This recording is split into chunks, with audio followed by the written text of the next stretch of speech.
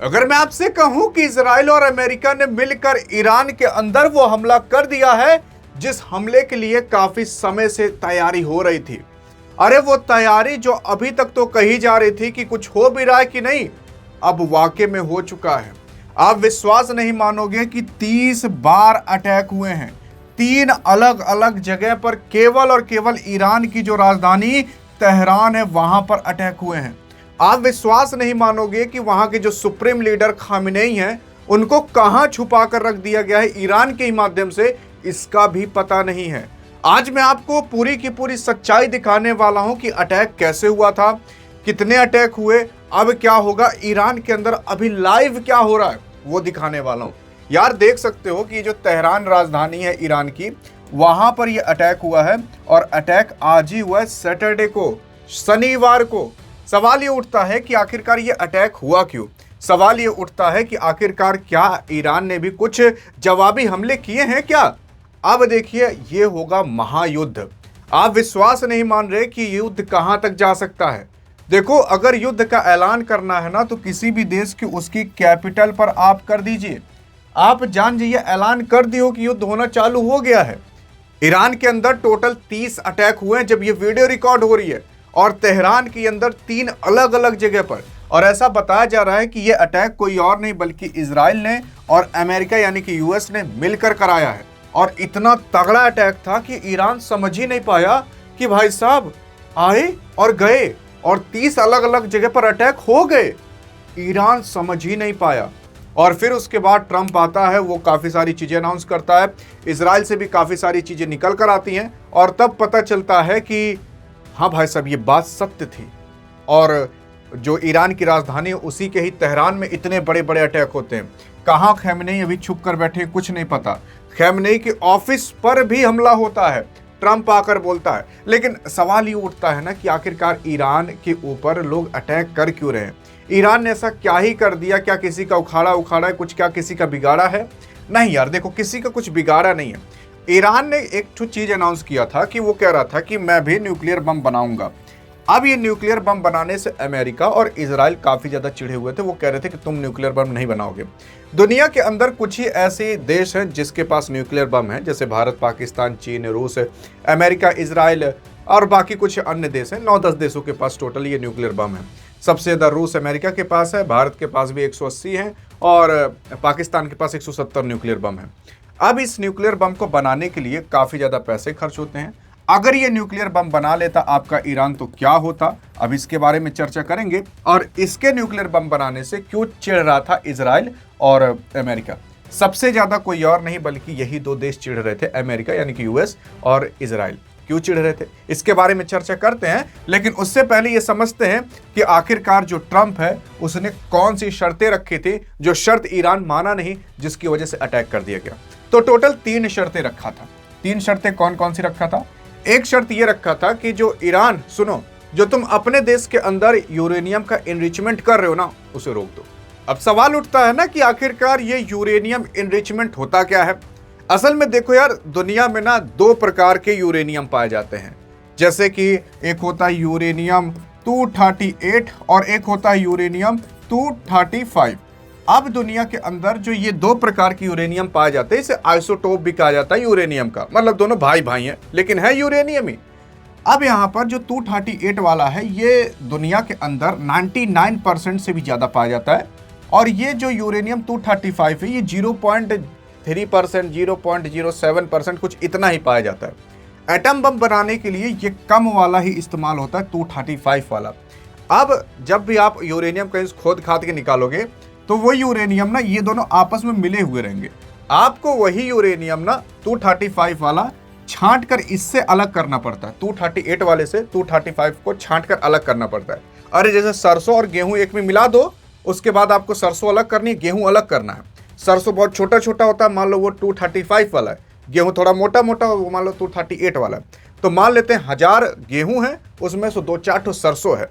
वैसे ही आपको निकालना रहता है बहुत छानबीन के। अब इसको निकाला ऐसे जाता है कि एक ट्यूब के अंदर डाल दिया जाता है इस यूरेनियम को 238, 235, और उसके बाद खूब गोल गोल गोल गोल गोल गोल इतना तेज घुमाया जाता है ना, जो फाइटर जेट का जो पंखड़ी घूमती है उससे भी 1000 गुना ज्यादा तेज यहाँ पर घुमाया जाता है। जिसकी वजह से जो यूरेनियम 235 होता है ना, वो धीरे धीरे धीरे धीरे अलग होने लगता है, छटने लगता है। अलग होकर उसको इधर से निकाल लिया जाता है, लेकिन पूरी तरीके से आप तब भी नहीं अलग कर पाते। अगर आप 95%, 98% तक भी कर लेते हो, तब भी आप एटम बम बना सकते हो। तो जब भी एटम बम गिरता है तो डिपेंड करता है वो कितनी तेजी से फटेगा, उसके अंदर कितना तगड़ा यूरेनियम एनरिचमेंट लगा हुआ है। अब अगर कोई आदमी है जो 88% पर ही यूरेनियम एनरिचमेंट करके सोच रहा हमने कर लिया, तो बकवास चीज है, वो फटेगा नहीं, फुस हो जाएगा। कम से कम 95 तक, 92, 98 तक यूरेनियम एनरिचमेंट होना चाहिए। ये चीज आपका ईरान कर रहा था। इसी के ही ऊपर अमेरिका, इजराइल ने कुछ समय पहले हमला किया था ताकि ये मशीन उसकी टूट फट जाए, लेकिन वो पूरी तरीके से टूट फट नहीं पाई। ऐसा कहा जा रहा था कि इस यूरेनियम एनरिचमेंट के प्रोसेस को इसने कहीं और शिफ्ट कर दिया है। अब अगर ऐसा हो जाता, यूरेनियम एनरिचमेंट करने में ना सालों लग जाते हैं, महीनों लग जाते हैं, तो अगर ईरान ये यूरेनियम एनरिचमेंट कर लेता तो एटम बम आराम से बना लेता।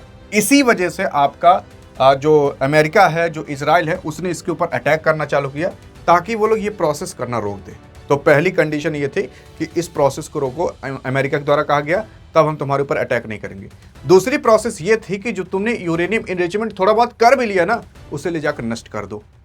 तीसरी कंडीशन ये थी कि जो तुमने अपने प्रॉक्सी ग्रुप दुनिया के अंदर बैठा कर रखे हैं, उससे नाता तोड़ दिया, उसे भी खत्म कर दो। तो ये 3 कंडीशन रखे थे, जिसकी वजह से अमेरिका ने कहा कि 3 कंडीशन मार लो ईरान, तो हम तुम्हारे ऊपर अटैक नहीं करेंगे। ईरान ने कहा कुछ नहीं मानेंगे। और जब अमेरिका को पता चला भैया एटम बम वाला कार्य ये फिर से बढ़ा दिया, तुरंत ही भाई साहब अटैक हो गया। मैं आपको दिखा देना चाहता हूं कि ये आपका भारत है, भारत से इतनी दूर पर ये ईरान है। ईरान भारत का मित्र है, इतना जानिए। और ईरान भारत का मित्र है, जिसकी वजह से ईरान और भारत के अंदर दोनों के अंदर अच्छी पटती है। इजराइल की बात करें तो ये छोटा सा इजराइल है। ये अब सोच कर देखिए, ये छोटा सा इजराइल पूरे ईरान की नाक में दम करके रखा है। अब इजराइल चाहता क्यों है कि ये ईरान, अब इजराइल क्यों नहीं चाहता कि ईरान एटम बम बना ले? देखो यार, इजराइल और ईरान में वैसे ही दुश्मनी रहती है। अगर आपका ईरान ना बना लिया एटम बम और कभी ईरान और इजराइल में लड़ाई हो गई, तो इजराइल भले कितना ताकतवर है, लेकिन इसको पता है कि मेरा क्षेत्रफल बहुत छोटा है। मैं कितना भी आयरन डोम लगा लूं, कितना भी S-400 लगा लूं, अगर मेरे देश के अंदर अगर एक भी एटम बम आग गिर गया ना, 2-3 एटम बम आग गिर गया, पूरा देश खत्म हो जाएगा।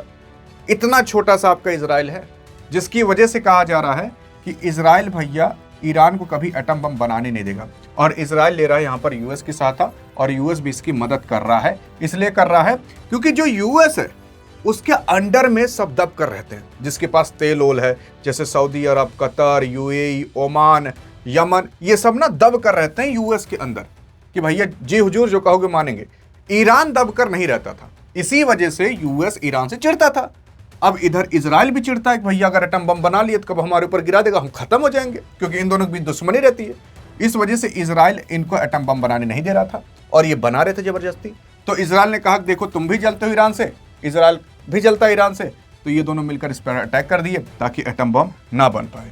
तो ये पूरा का पूरा मुद्दा है एटम बम को लेकर। आई थिंक अब आप पूरा समझ गए होंगे। लेकिन अब सवाल उठता है कि अभी क्या हो रहा है।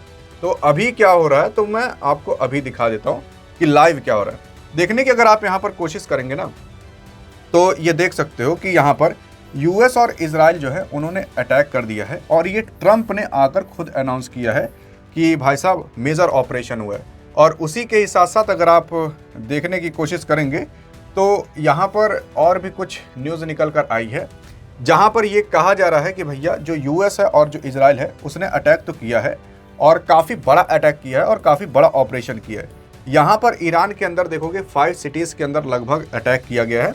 और जब ये अटैक हुआ था ना, तो आपको मैं दिखा देता हूँ, यहाँ पूरी तरीके से ब्लैकआउट कर दिया गया था। नेट सेट जो भी यहाँ पर डाटा था, जो नेट था, वो सब बंद कर दिया जा चुका है। अभी यहाँ पर ग्राफ दिख रहा था, हाल फिलहाल अभी हट चुका है, लेकिन हाँ आपके ईरान के अंदर जो डाटा था, जो नेटवर्क था, वो सब स्टॉप कर दिया जा चुका है। इतना तगड़ा हमला हुआ है। लेकिन अब इसके जवाब में आपका ईरान भी हमला करेगा। तो ईरान कहाँ हमला करेगा? तो ईरान अमेरिका पर डायरेक्ट हमला नहीं करेगा। देखो ईरान ना यहाँ पर हमला करेगा। जैसे अमेरिका ने अपना यहाँ पर कतर के अंदर अपना सैन्य अड्डा बना कर रखा है। अमेरिका ने कह दिया कतर के अंदर जितने भी लोग हो वो सब सावधान हो जाना, क्योंकि ईरान कभी हमला कर सकता है। तो ईरान यहाँ से यहाँ हमला करने नहीं आएगा, वो एक काम करेगा, जो यहाँ पर अमेरिका ने सैन्य अड्डे बनाकर रखे हैं, अपने लोगों को रखे हैं, यहाँ पर अटैक करना चालू करेगा और बहुत तगड़ा अटैक होने वाला है। आप विश्वास नहीं मानोगे, अब जो होने वाला है ना वो पूरी दुनिया देखेगी। अभी तक तो अफगानिस्तान पाकिस्तान में चल रहा था, लेकिन ये जो होगा इसे पूरी दुनिया देखेगी। बाकी आपको क्या लगता है कि इसमें भारत किस तरफ होगा? देखते हैं भारतवासी होने के नाते क्या जवाब देते हो। लेकिन अगर अप टू डेट रहना है तो डिस्क्रिप्शन में व्हाट्सएप चैनल और टेलीग्राम का लिंक है, वहां पर भी आपको अपडेट मिलते रहेंगे। अगर चाहिए तो ज्वाइन कर सकते हो, नहीं तो इस वीडियो में तो मिलेंगे। तब तक लिए जय हिंद, जय भारत।